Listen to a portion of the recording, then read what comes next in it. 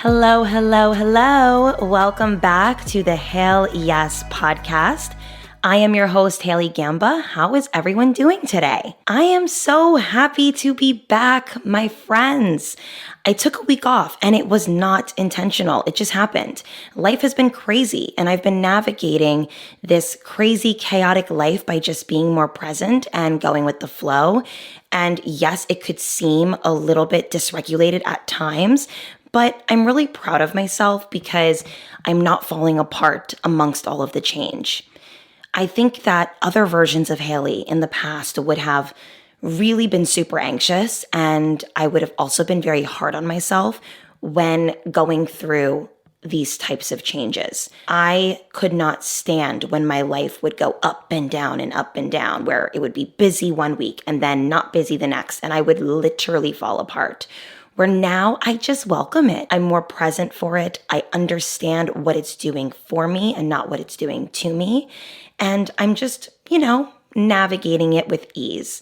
And I give myself the affirmations of like, Hailey, you got this. You were made for this. The life that you live is the life that you've dreamt for, and never take it for granted. And I have been just really loving life recently, even the moments where I feel odd, because they teach me something. A little recap on my weekend. I had the most amazing time. I went out with some friends, and then I also went to Philly to celebrate the Super Bowl. What an amazing experience. If you are from Philly listening to this podcast, just know I love your city. I absolutely do. Your people are just so incredible. You guys love your city. You love it. And it's so infectious. It's just the most incredible place to be, especially when their big team, their football team, is in the Super Bowl. It was just such a fun experience. And my parents actually have a home in Philly, and I stayed there. I am going to be spending a lot more time in Philly. Let's just say that. I don't know why I haven't. I guess if I were to go back in time and, pull a hindsight is 2020 moment, I would probably say that I am a creature of habit. I've shared that with you guys so many times, and I just do what I do all the time. But you know what? It's time to switch it up. I had the most amazing time in Philly. The people are great. The food is amazing. Everything's walking distance. You're getting your steps in. You're around amazing people. And there is just a lot of beauty there. There's a lot of misconceptions about Philly. Granted, it has its pockets, but the people are incredible. It is very affluent. There's a lot of nice parts of Philly, and I want to be around more people that remind me of myself. So I just felt very home, if that makes sense. I just really loved being around a bunch of people that were in their late 20s, early 30s that reminded me of myself a little bit. And the diversity is incredible. That being said, I am back. I am home. I am here in Jersey. I have my routine back. My dogs could not be happier to have me home. And I have been just thinking about what I want this week to look like for me. I actually started doing some video consults over on my Instagram. So head over there and look at my consults highlights, because I decided to expand on Hailey's Hour, which is my consulting business, where I essentially give you guys advice on life, dating, relationships in general, career, your glow up journey, and we just talk like girlfriends. And it's my way of connecting with you guys on a deeper level, and you guys can share with me what is going on personally in your life and not just trying to attach a podcast episode or a YouTube video to your personal situation. We can actually discuss it in detail. So if that sounds like your thing, head over to my Instagram and you guys can absolutely sign up with me. I am really enjoying it, although it's definitely a learning curve for me. I had to download Zoom, where I paid for it so that I was able to have longer sessions. And I am such a silly girl because I am just not a computer nerd. I am 27 years old, but you would think that I'm 67 because I cannot navigate a computer to save my life. Granted, I am super good at learning things. So if you teach me it and you break it down for me, I will know how to do it for the rest of my life. But it's the learning part that's always difficult. So now that we have that, figured out, I think that my consulting business will go very smoothly. I was thinking today about what I wanted this episode to be about, and I thought about a few different topics, but the one that really resonated, and it has a lot to do with my life currently, and we'll share a little bit more in detail later, but that saying that my mom always said to me when we would be in an argument when I was a kid, and it was, Hailey, you don't always have to have the last word. And at the time, I was so frustrated because as a little girl who found my voice, which I'm not going to sit here and say that my voice was like not allowed, but I grew up in a household where you have to respect your parents, you have to respect your elders, of course, and children are to be seen, not to be heard kind of life. And I became opinionated the older I got. I also became quite defensive, and I was just a girl with a voice. I was a little problematic at times, dare I say. And whenever I would get into it with my mom, she would always say to me, you don't always have to have the last word, go to your room. That particular saying came into my consciousness this week because I was kind of reflecting on my emotional maturity recently and how I have really been proud of how I've handled certain situations in my life the past year. And there was a time in my life where I felt like I needed to defend myself. I needed to state my case. I needed to speak or overly speak. And I have been really leaning into sitting back, letting people show me who they are, understanding when not to speak, understanding that I don't need to give anybody any piece of me and that I don't owe people an explanation. I don't owe people my time, my energy, or anything that I have to really say or think. And it has been very liberating because I think when I was trying really hard to do a lot of these things that certain coaches would talk about on YouTube, or I would hear a podcast and they would tell you like how to be more mysterious or how to be a better friend or how to do this. And they would list the things. And let's just say one of the things was learn, not to speak so much and just sit back and observe.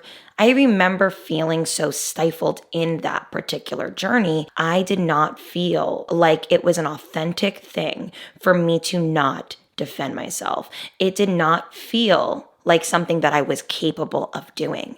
I had a very difficult time being quiet. I had a very difficult time not sending that paragraph. I had a very difficult time not speaking up if somebody were to insult me or disrespect me. And officially can say that I have had enough experiences recently within the past few years that have proven that I actually can lean into that version of myself that realizes that my emotional maturity is more important than saying something. When I think of what emotional maturity means to me, I think of facing uncomfortable emotions, navigating them and understanding them without letting them dictate my actions. For a very long time, I would be what would be considered a triggered person. People could trigger me quite easily. If you say something about my family, if you say something about me that is untrue, if you lie on me, if you over exaggerate, if you say something that is a lie or like some sort of just like skewed perception, I would feel the need to speak up. I would feel the need to state my case. I would feel the need to go into defense mode. And I realize now that yes, certain situations call for certain types of reactions, but you need to be able to consider the source. You need to be able to have discernment, and you need to understand what this is exactly doing for you. And if this is a person that you feel like doesn't know you well, or they are not an emotionally mature person themselves, they have a lot of healing to do, a lot of work to do. You would not trade lives with this person. They do not have your best interests at heart. There's a lot of different things that can go into why you don't need to defend yourself to this person. Ask yourself, what is the reasoning for me really going into defense mode? What is the reasoning for me to speak up? And I think, like I said, certain situations call for certain reactions. But I have learned recently that people like to trigger you or like to play with you or manipulate you or gaslight you because that's all they know. That is their style of communicating. And certain people view communication as an attack. If you communicate with somebody that they hurt you or that they maybe have a skewed perception of something, or you want to have a conversation about something deeper and meaningful, they view it as an attack. And it's not for you to figure out. It's not for you to work them through it. I think that, yes, certain people in your life are important enough to navigate certain things with. But I have experienced enough moments in my life with certain people that I am so proud of how I handled it, because I didn't get down and low and dirty with them. I love the saying, you can't clean dirt with dirt. It's a great saying, and it's so true. And recently, I have been doing that. I had an experience where I was being yelled at by someone in public. I'm not sure if this person was under the influence. I don't care to dissect this person's actions, but they were very disrespectful and very, very, very trashy in an environment that had decorum, class, families, and people that were very thrown off by this behavior. And in the past, I think I would have really shut it down by either like getting in that person's face and being like, you better watch your effing mouth, or I'm gonna like have a real issue with you. And I used to like kind of match energy, thinking that it was going to diffuse the situation, because it's like, are you testing me? Like, it felt like, two animals in the wild fighting for like a piece of food. But at this age, when this had happened to me, I'm like, I'm sorry, is this person well? What this person was accusing me of doing didn't happen. And I would tell you if it did, guys. I own everything.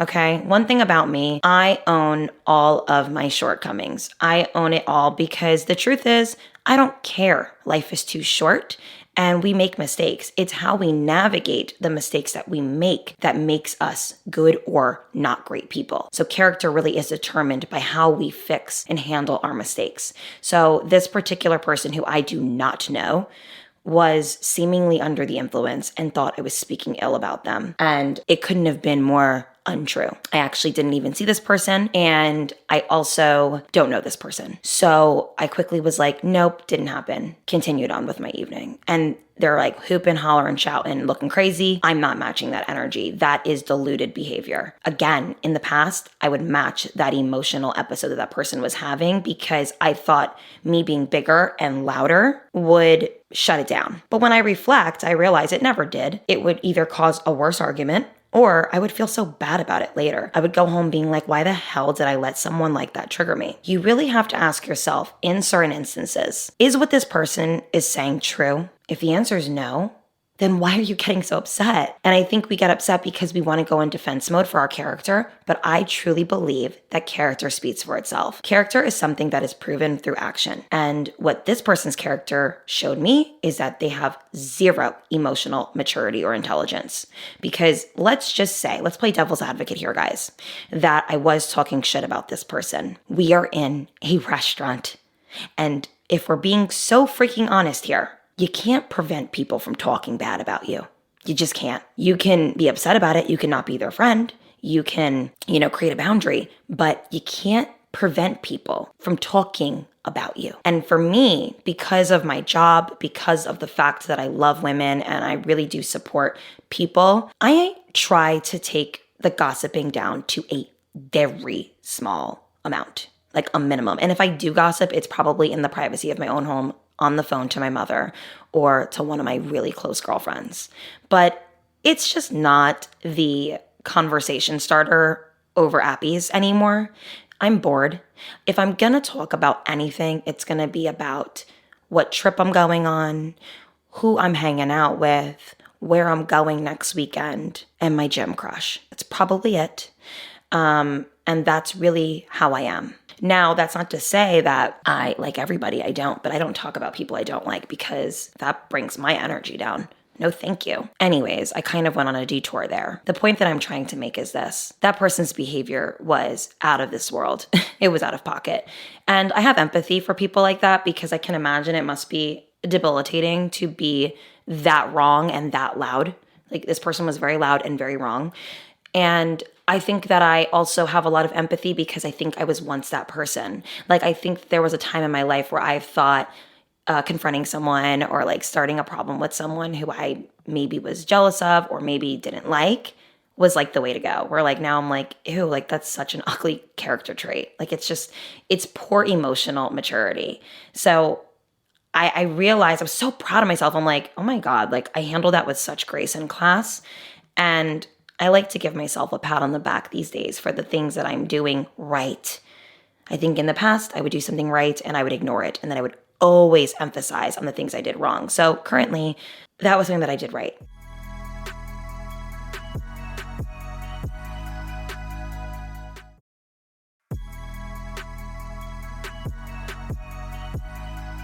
Another really good thing that comes from having more emotional maturity is allowing people to feel their emotions without trying to save them.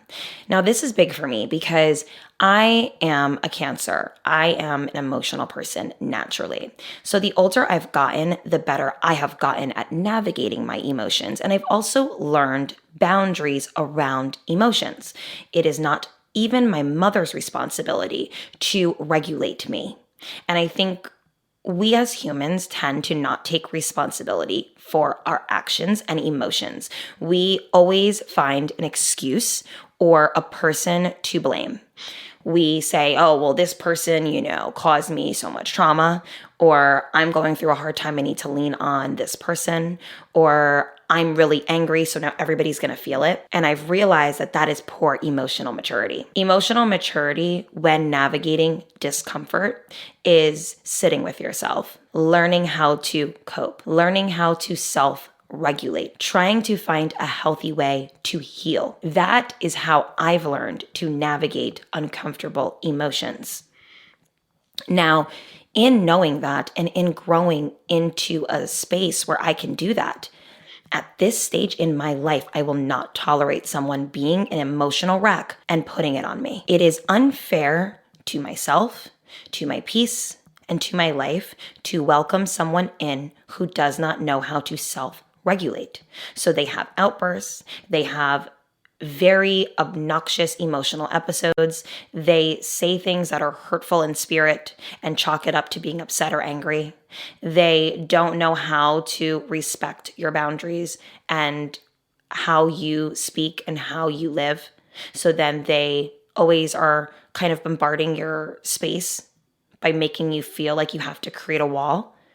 And I think in the past, I would try really hard to meet that person where they're at.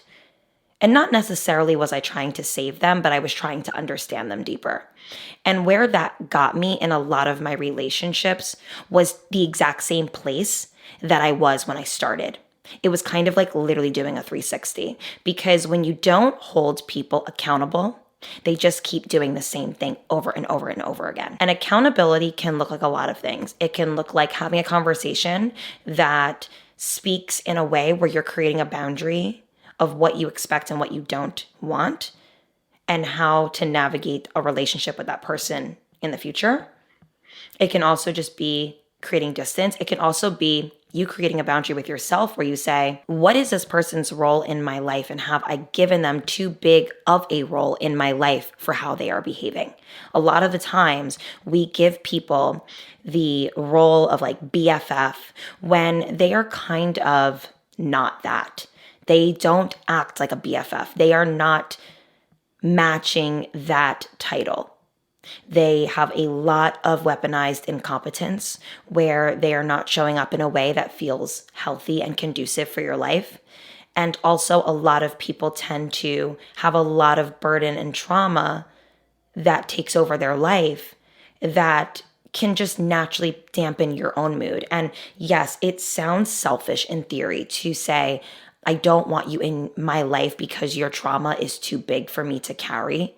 But if it's going to help and aid in your confidence, your peace, your comfort, sometimes you have to do it. Now, that being said, I think another thing that really is emotionally mature, and this was something that I struggled with for a very long time, and it was accepting feedback. When I think of the saying, you don't always need to have the last word, I think about how in a lot of my friendships and relationships in the past, when somebody would say something about me that I didn't love, or it was a little hurtful, and not even in a way where they were attacking me, but it was them being like, this is what you did, Hailey.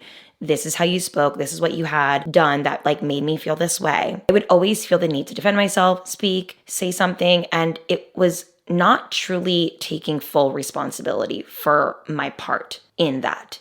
So accepting feedback is a huge sign that you're getting into an emotionally mature place, because you just sit back and let people share what had happened without needing to have some sort of rebuttal. I defend myself in situations that are a healthy conversation and communication that has to come to a resolve. But if it's just somebody stating something, it doesn't always warrant a response. And this has really helped with my relationships, especially with my family. My mom will sometimes say something to me that is from the depths of her heart. She's like, Hailey, this is like how I feel, blah, blah, blah. And rather than me defending my character, I just say, okay, I understand. Thanks for letting me know.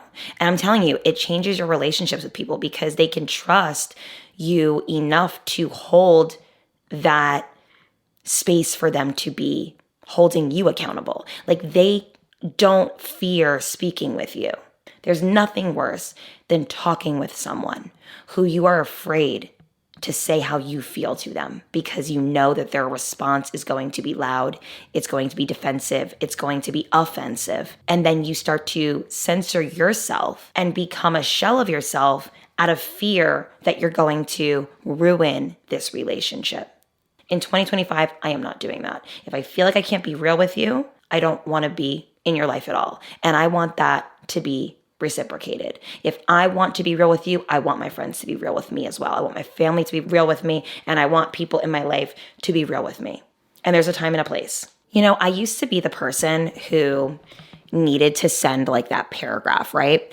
And I don't know what it was. Like if you were to ask me and try to get into my psyche during times in my life where I would over-explain, overanalyze, retell something, I would tell you, I need this person to get it. I need this person to see my side.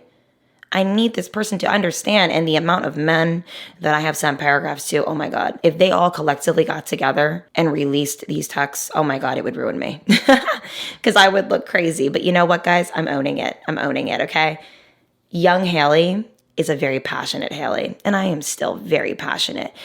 I have learned when to say something and when not to. That is emotional maturity. So I really want to share with you guys how amazing it feels when you say nothing. Take it from a girl who felt like saying everything was a release. I have learned to keep it to the journal. I have learned to keep it in therapy or with my life coach or even with a close friend. But not everything felt needs to be explained. Not everything felt needs to be shared. And you want to know something? For many years, I struggled to have this mindset because I always thought that it would feel like I'm bottling something up. Like it would always feel like I'm not stating how I feel, and this person needs to know how I feel. But let me tell you something. There are certain people that you're going to come across in your life who don't give a fuck how you feel. And there is no amount of formality or words that you can say to this person for them to understand you. Certain people will never get you. They will put you in a box. They will label you something you're not. They will just not care. And a lot of the times, it's not personal, by the way. They don't hate you. They have their own personal issues that they need to work out. A lot of the times when people are heavily triggered, have a lot to say about you and all the things you're doing wrong, it's more of a reflection of their own insecurities within themselves, because holding so much over somebody's head and having an unrealistic expectation for someone is poor emotional management. It's poor spiritual management, because you're expecting something that's never going to come, and then you're weaponizing it rather than letting people show you who they are and then accepting that and then going from there.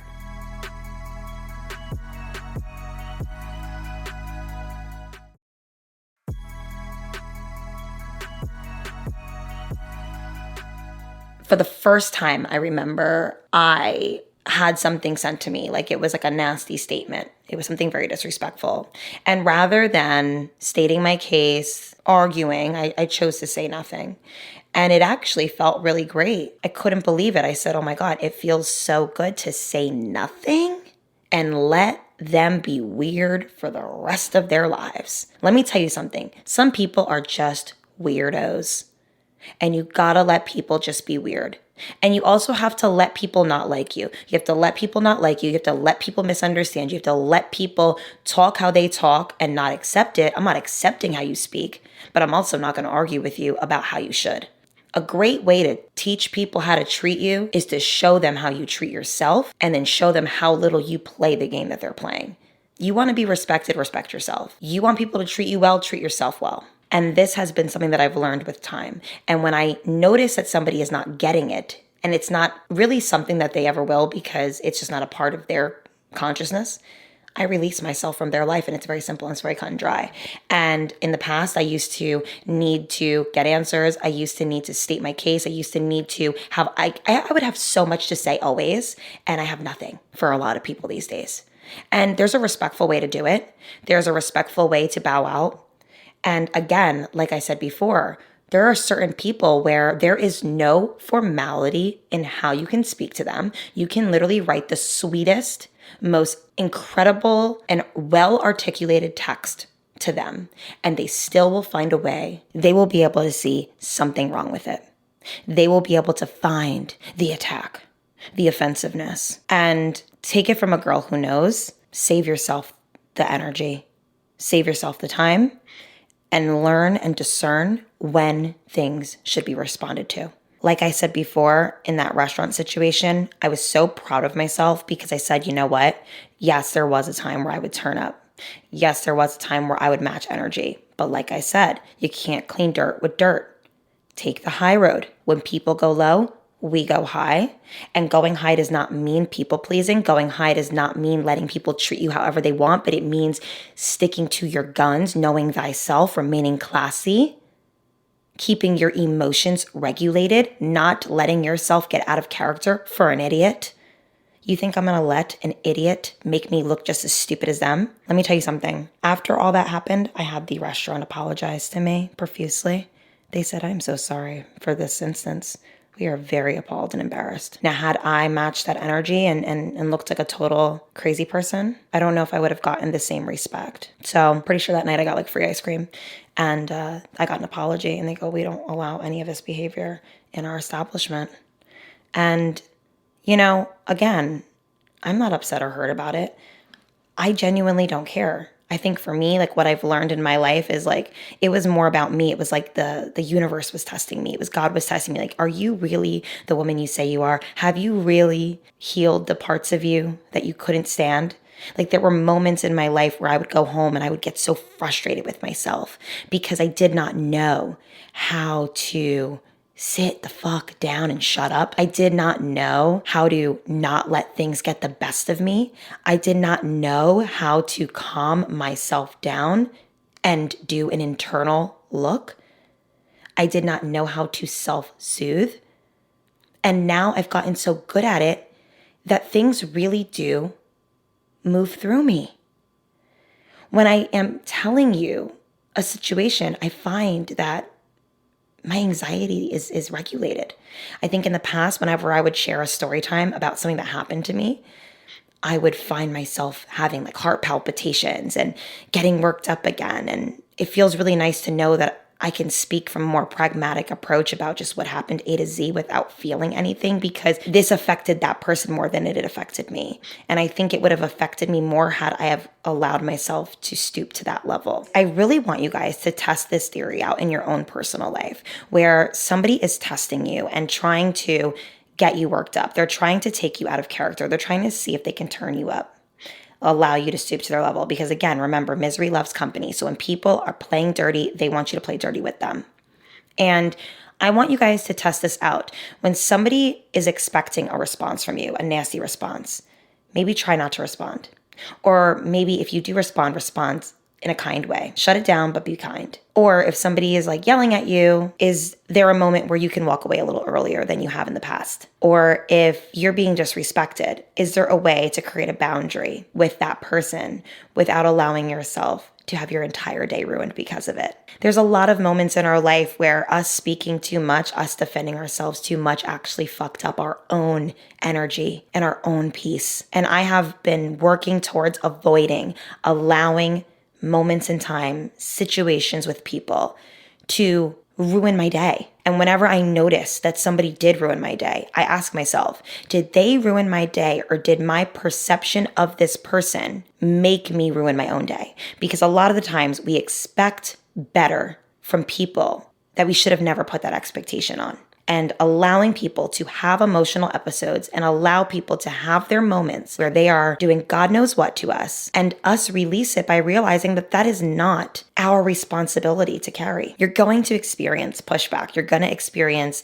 jealousy. You're going to experience someone not caring about you. You're going to experience people having erratic behavioral episodes. And rather than trying to figure out why, rather than trying to figure out how you can get, better at your comebacks, release yourself and say, I'm good, not interested. I have too much to do. I'm too busy to care. And I rather not dissect what an unhealed person is doing. And that's the best way to heal yourself. A lot of the times we forget that our healing journey isn't just about the things that we need to heal within, but the things that we're trying to heal in others is a part of our healing journey as well. Release yourself from trying to heal others or trying to dictate how other people respond to you. That is a control tactic that stems from you wanting to always be in charge. And the best way to be in charge of your life is to emotionally regulate, be more mature, take the high road, say less, and continue on with your beautiful, blessed life and do everything in your power to live in peace. If I have more thoughts on this topic, I will do another episode, just know that. And please, if you guys enjoy this podcast, give it a nice rating. I never ask you guys to do this, but I feel like I should more. Rate the podcast. Give it 5 stars, please. I love you guys so much. Whatever platform you're listening to this on, give it 5 stars. Write something if you would like. I love you guys more than anything. I hope that you guys are enjoying me living life and learning and then sharing what I've learned with you. That is like my favorite thing about this podcast is me sharing like my diary or like my journal with you, reflecting from a point of view that can help you guys as well. I love you guys so much, and I will talk to you guys next week. Bye, everyone.